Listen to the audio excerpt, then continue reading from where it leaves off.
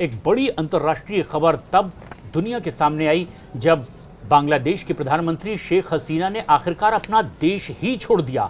तख्ता पलट की आवाज पूरी दुनिया में सुनाई दी। आखिर ऐसे क्या कारण थे?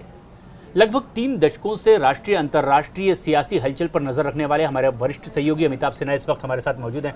अमिताभ जी, जिस तरह से ये हालात बांग्लादेश में बन गए, बताया जा रहा है कि मुद्दा तो वो सरकारी नौकरियों में आरक्षण का था कि पूर्व स्वतंत्रता संग्राम सेनानी के परिवारों को अगर आरक्षण दिया जाता है तो कुछ लोग विरोध करते हैं, लेकिन क्या इसी मुद्दे से इतने हालात बिगड़ जाएंगे कि प्रधानमंत्री का तख्ता पलट और देश छोड़ने को वो मजबूर हो जाए? देखिए, 2 चीज़ें बड़ी ध्यान देने वाली हैं। एक तो चौथी बार लगातार वो चुनाव जीती थी इस बार, बिल्कुल, और 223 से ज़्यादा सीटें आई थी। ये बात और है कि मुख्य विपक्षी दल अवामी लीग ने इसको वॉकआउट बहिष्कार किया था चुनाव का। 1-2 बड़े दलों ने इसका बहिष्कार किया था।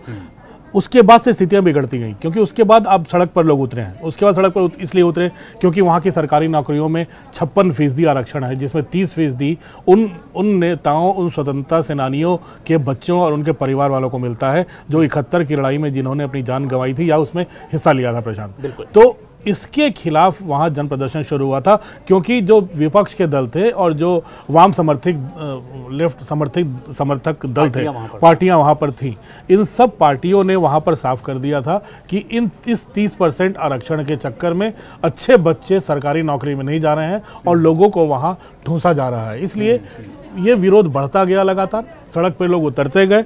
और सबसे बड़ी बात है कि ये इनके दबाव में इस कोटे को कम भी किया गया। इसको घटाकर इस कोटे को काफी ज्यादा, मुझे लगता है 2 या 3% पर ले आए थे, 5% पर ले आए थे, इस 30% को घटाकर। लेकिन विड्रॉ ना हो, लेकिन इसकी लिमिट बहुत नीचे लिमिट कर दी थी। और 71 की लड़ाई में शामिल, 71 की स्वतंत्रता संग्राम में शामिल सेनानियों के बच्चों का उसमें से भी सिर्फ 2% कर दिया था। तो मुझे लगता है सरकार ने अपने कदम पीछे हटाए थे। लेकिन आपने तो देखा ही हुआ कि आजकल एक सरकार जो चौथी बार लगातार जीती, एक सरकार जो भारत के साथ समर्थन रखती है, जिस तरह से भारत को घेरने की कोशिश हो रही है चीन के द्वारा, पाकिस्तान के द्वारा, अगर श्रीलंका में चीन घुस जाता है, बांग्लादेश में चीन घुस जाता है, बर्मा में चीन घुस जाता है, तो कई एक अंतर्राष्ट्रीय साजिश भी हो सकती है जो कि जन भावना को भड़काने का काम कर रही हो। और इसके कारण आर्मी ने भी अभी तक ऐसा कुछ नहीं कहा है कि वो किसी और को प्रधानमंत्री बना देगा या किसी को राष्ट्रपति बना देगा, लेकिन इतना ज़रूर कहा है कि हिंसा को वो काबू में करेंगे।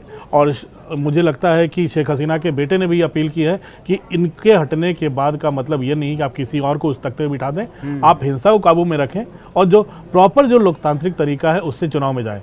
तो कुल मिलाकर कि हिंसा से शुरू हुई, सड़क पर उतरी भी भीड़ बेकाबू हो गई, जिसको शायद लोग काबू नहीं कर पाए। और इसके पीछे मुझे लगता है कि बांग्लादेश में किसी का हाथ होगा। ये एक बड़ी बात आप कह रहे हैं और ये एक बड़ा संकेत भी है। अंतर्राष्ट्रीय स्तर पर भी इसी तरह के डाउटफुल निगाह से इसे देखा जा रहा है कि क्या महज कुछ राजनीतिक मुद्दों को लेकर, जिसमें कि कुछ राजनीतिक दलों की असहमति हो, हिंसा इतनी भड़क जाएगी कि प्रधानमंत्री आवास में लोग दाखिल हो जाएंगे, आगजनी होगी, दफ्तर को आग लगा दिया जाएगा, पूरे देश भर में कर्फ्यू की हालत होगी? ऐसा आखिर कैसे हो गया? अमिताभ जी, जिस ओर आप इशारा कर रहे हैं कि ये एक अंतर्राष्ट्रीय साजिश का भी हिस्सा हो सकती है, क्या वाकई इस तरह से अतीत में कभी हुआ भी है कि जहां अगर सत्ता बहुत मजबूती से काम कर रही हो तो अंतर्राष्ट्रीय स्तर पर भी प्लानिंग की जाए कि कुछ ऐसे छोटे मुद्दे उठा लिए जाएं जिससे कि वहां की शासन प्रशासन की व्यवस्था ही चरमरा जाए और हिल जाए? और क्या ये उसका एग्जाम्पल हो सकता है? देखिए, इन प्रदर्शनकारी शेख हसीना ने कहा था कि आप सख्ती से निपटें।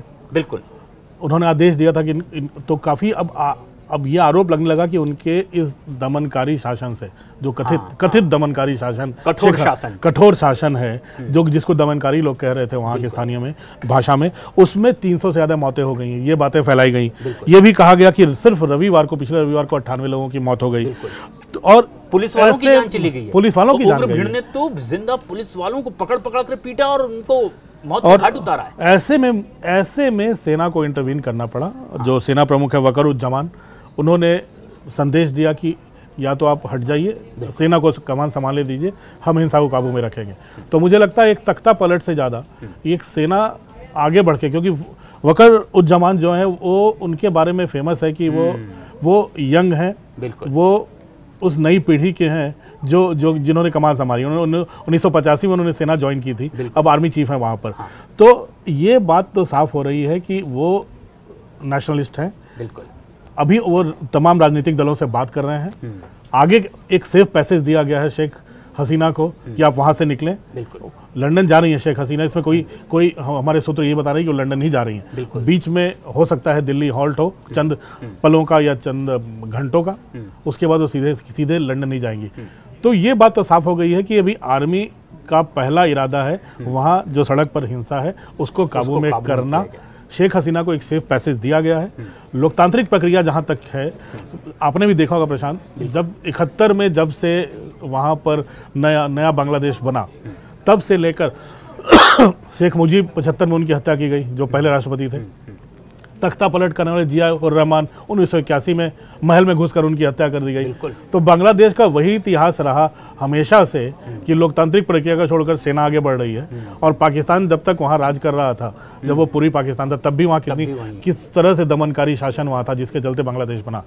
तो शेख हसीना ऐसे में अगर 4 बारी चुनाव जीतकर सामने आ रही हैं, हालांकि खालिदा जिया जो अवामी लीग की हैं वो खुद मुझे लगता है जिया उर रहमान की बेटी है, उनके विरासत को आगे बढ़ा रही हैं, लेकिन शेख हसीना प्रो इंडिया थी। मुझे लगता है एक उनके खिलाफ जो सबसे बड़ा काम हुआ है, जो तमाम जो ताकतें हैं पाकिस्तान और चाइना, उसमें इस भावना को उनको वहाँ से रास्ता देने में बहुत बड़ा योगदान है।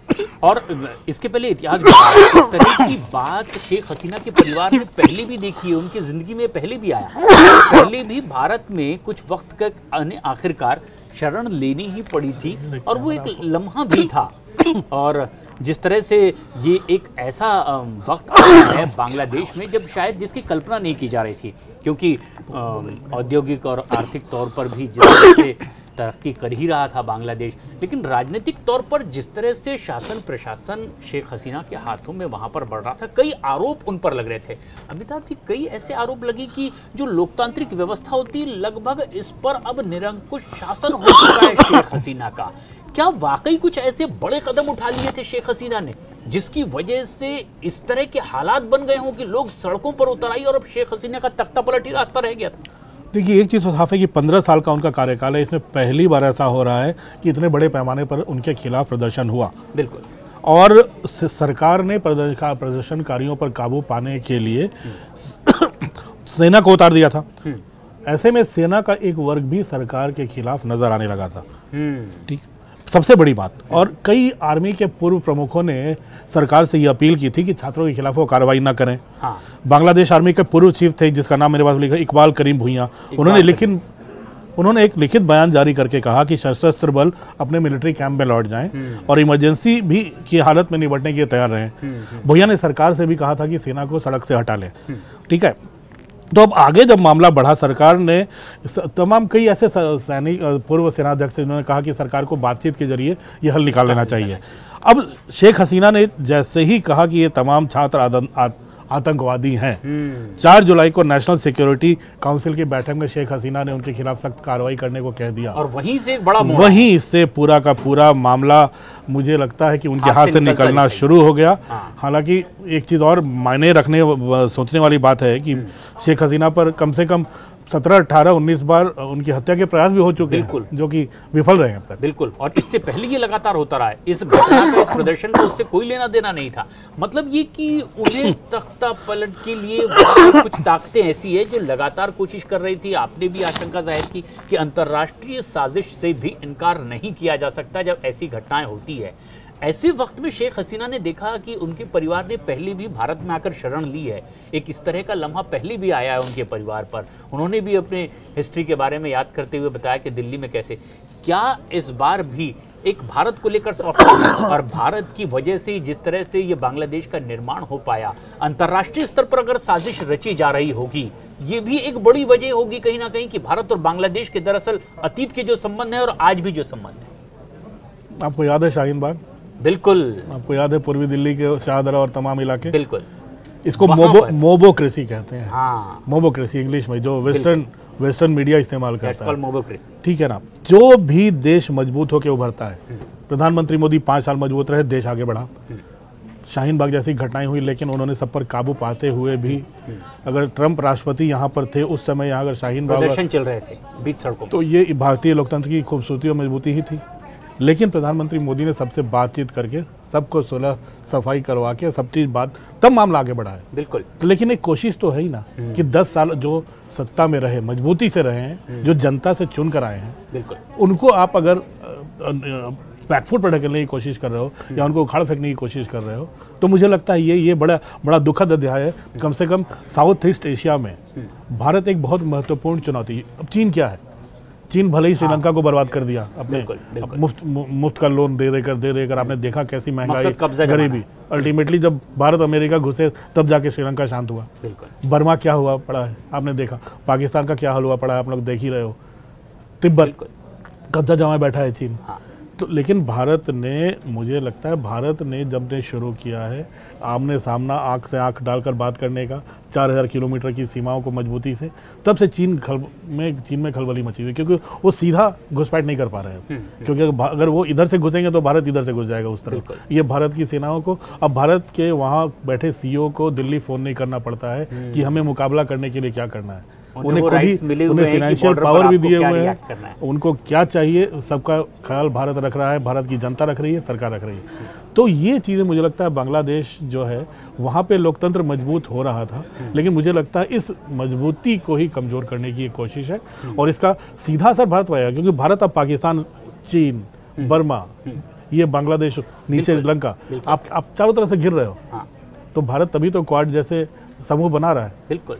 तो मुझे लगता है कि ये एक अंतर्राष्ट्रीय साजिश भी हो सकती है, क्योंकि इस तरह से भीड़ को उत्तेजित करना, भीड़ को गुस्सा दिलाना, प्रधानमंत्री आवास में घुसकर वहाँ लूटपाट करना, ये सामान्य जनता का काम नहीं है। बिल्कुल। इस भीड़ में शामिल लुटेरे ही हैं और वो जो इस तरह का काम कर सकते हैं। आरक्षण के मुद्दे पर, सरकारी नौकरी में आरक्षण के मुद्दे। भारत में भी तो आरक्षण का मुद्दा है, लेकिन कोर्ट है, हमारे यहाँ कोर्ट है, हमारे यहाँ कोर्ट है ना, सुप्रीम कोर्ट है ना, कोर्ट की बात सब मानते हैं ना, सरकार भी मानती है। तो ये चीज़ें हैं जो ये दिखाती हैं कि जहां लोकतंत्र मजबूत हो रहा था बांग्लादेश में, वहां कुछ कोशिश हुई है, ये कोशिश हुई है कि वहां इसको डिस्टेबलाइज किया जाए, क्योंकि भारत मजबूत है, बांग्लादेश भी मजबूत है, तो उन दोनों के संबंध से बाकी कहाँ कमजोरी दिखेगी ये पूरी दुनिया जानती है।